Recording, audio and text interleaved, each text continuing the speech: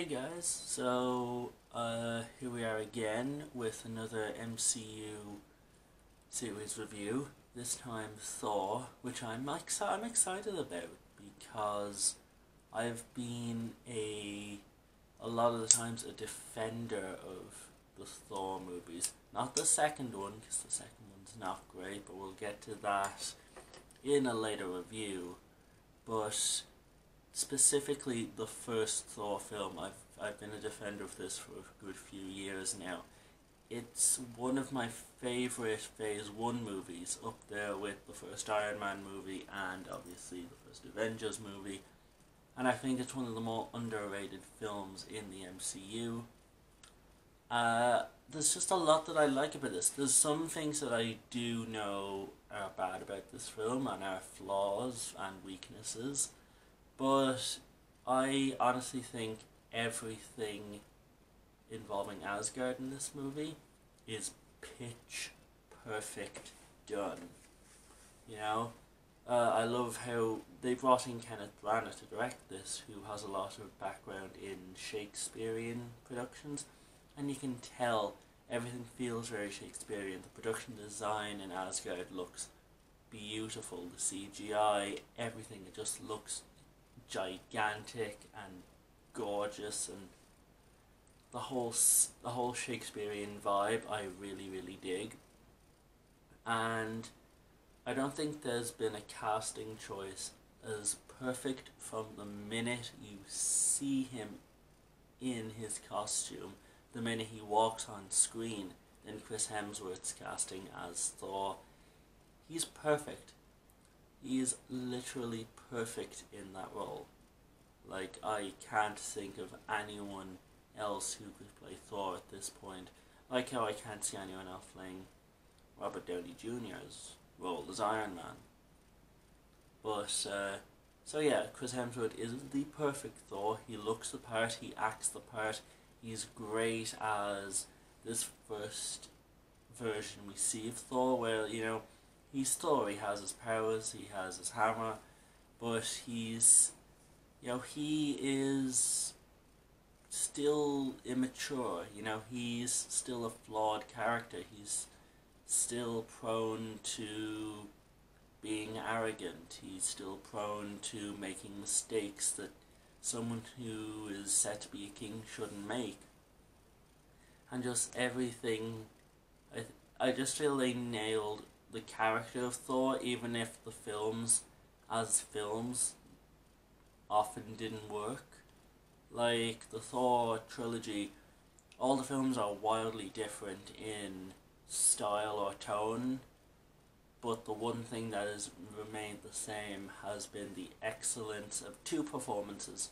Obviously Chris Hemsworth and then Tom Hiddleston as Loki, who's fantastic here. I think this might actually be the better overall villain performance than in the Avengers, just because we can see where Loki begins and where he ends the film in here, and how different he is, and how he really becomes the villain as the movie progresses, even though you can kind of tell he has those tendencies with him from the first time we see him.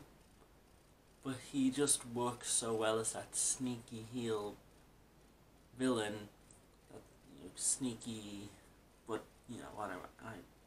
I'll finish that sentence eventually, but, you know, I think his performance here elevates his performance in the Avengers, because we know, because it is that story of how Loki became the villain.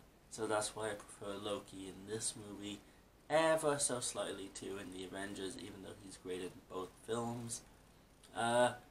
Where the film fails, I think, is when Thor goes to Earth.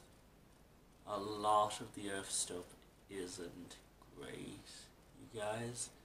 Like, I understand why he went to Earth. Like, I like the contrast of the huge, grandiose scale of Asgard compared to the small scale of this tiny New Mexico town in the desert, and I like the stuff with S.H.I.E.L.D. Like, Thor wrecking shit in a shield base trying to get his hammer.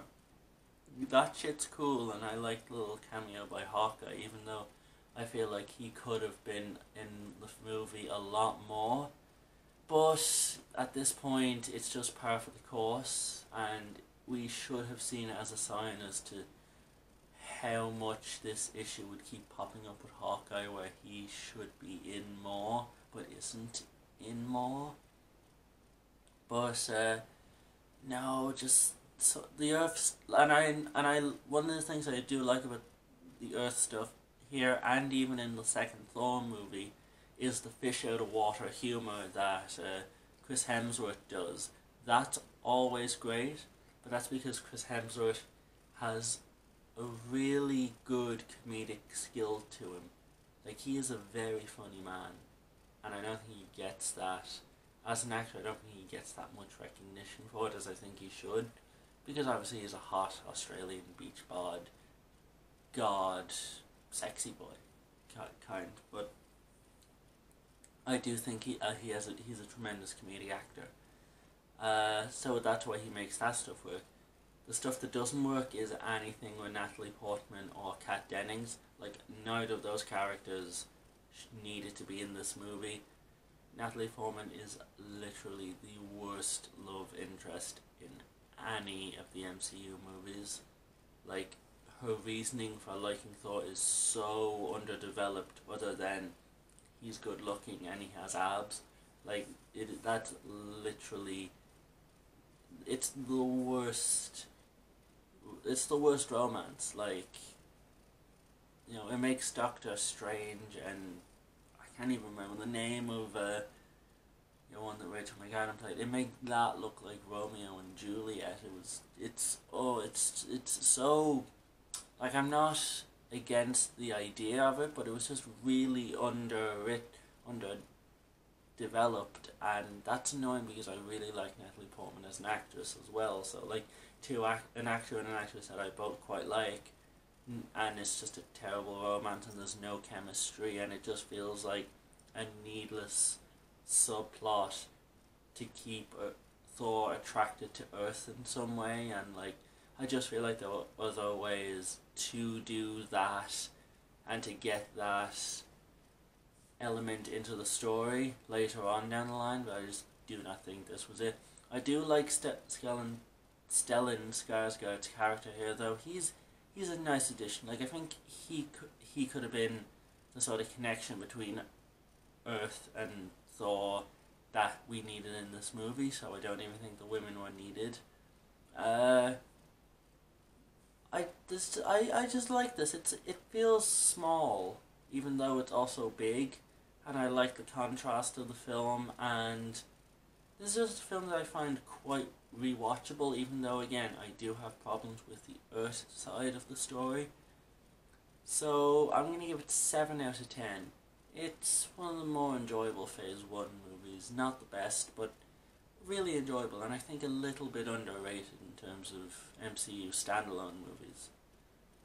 So next up will be the Avengers, because we've already covered Cap earlier.